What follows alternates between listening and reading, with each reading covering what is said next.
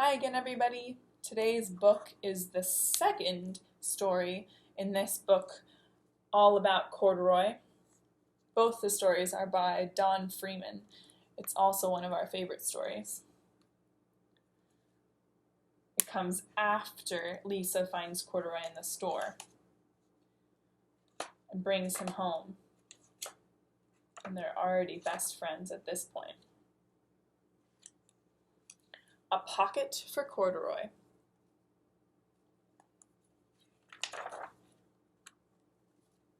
Late one summer afternoon, Lisa and her mother took their laundry to the laundromat. As always on such trips, Lisa carried along her toy bear, Corduroy.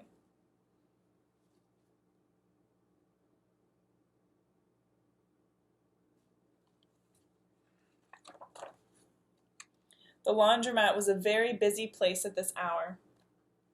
"Now, Corduroy, you sit right here and wait for me," Lisa said. "I'm going to help with our wash."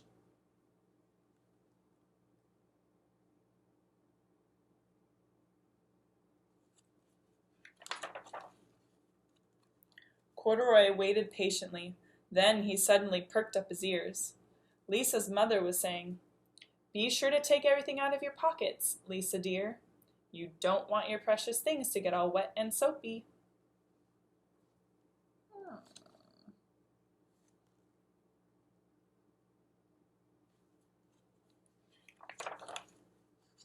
"Pockets?" said Corduroy.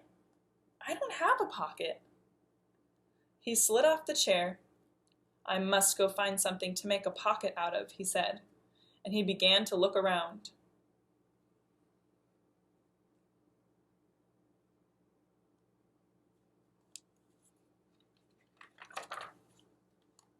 First he came to a pile of fancy towels and washcloths, but nothing was the right size or color. Then he saw a huge stack of colorful clothes in a laundry bag. There ought to be something in here to make a pocket out of.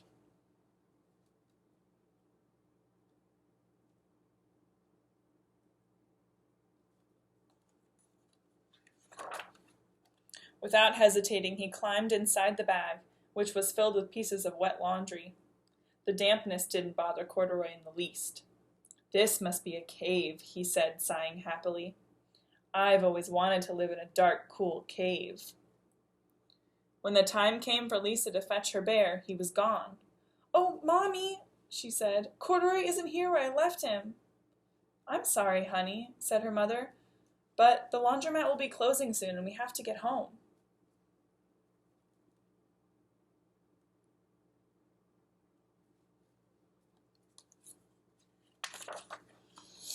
Lisa was reluctant to leave without Corduroy, but her mother insisted. "You can come back tomorrow," she said. "I'm sure he'll still be here."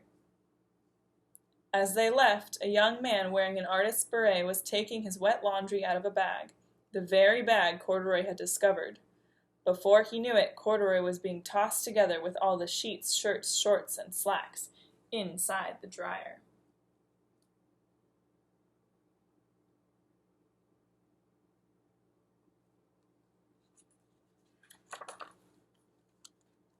But just as the artist was shutting the glass door, Corduroy tumbled out onto the floor.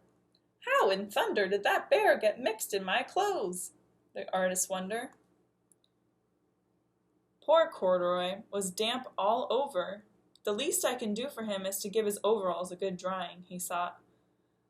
He unbuttoned his shoulder strap and put his overalls into the dryer.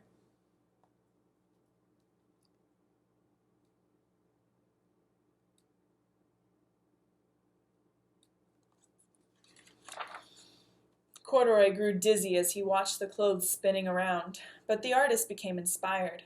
"This would make a wonderful painting," he said as he took a sketch pad out of his pocket and began to draw the swirling colors. "I can hardly wait to get back to my studio." Finally, the dryer stopped, and the man gathered up all his clothes. Then he helped Corduroy put on his warm, dry overalls. All at once, the manager of the laundromat called, "Closing time! Everybody out!"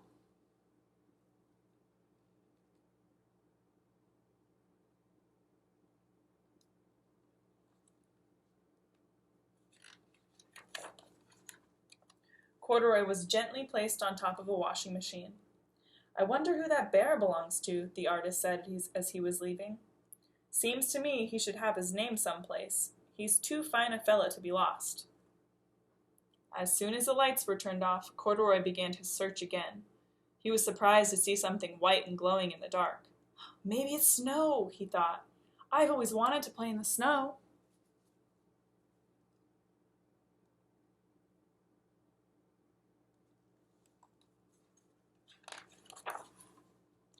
He accidentally tipped over the open-lidded box, and suddenly he was covered with soft, slippery soap flakes.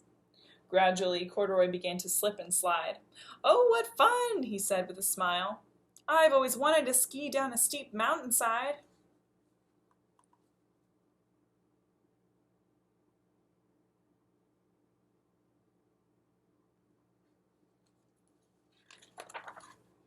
He landed paws first in an empty laundry basket. "This must be a cage," he said, peeking through the bars. "I've never wanted to live inside a cage like a bear in the zoo." But by now Corduroy felt drowsy, and soon he nodded off to sleep.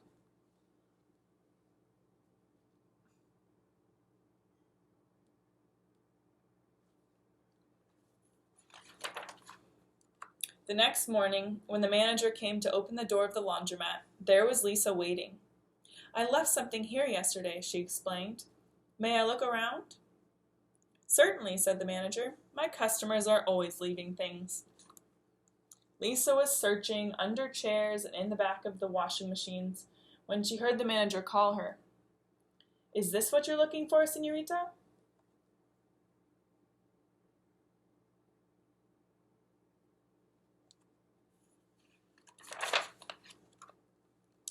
"Yes, yes, he's my best friend," shouted Lisa. She came running. She reached in and picked up Corduroy out of the basket. "This is where you've been hiding, you little rascal. It's time I took you home." Lisa thanked the manager and ran out the door and down the street. She held Corduroy tightly in her arms. "I thought I told you to wait for me," she said. "Why did you wander away?" "I went looking for a pocket," said Corduroy. "Oh, Corduroy, why didn't you tell me you wanted a pocket?" asked Lisa, giving him an affectionate squeeze.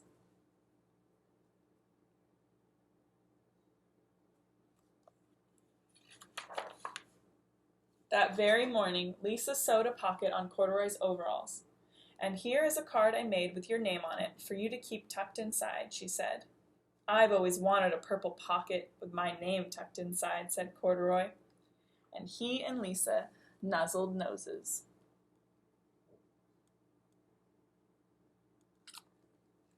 The end. Thanks for listening. See you next time.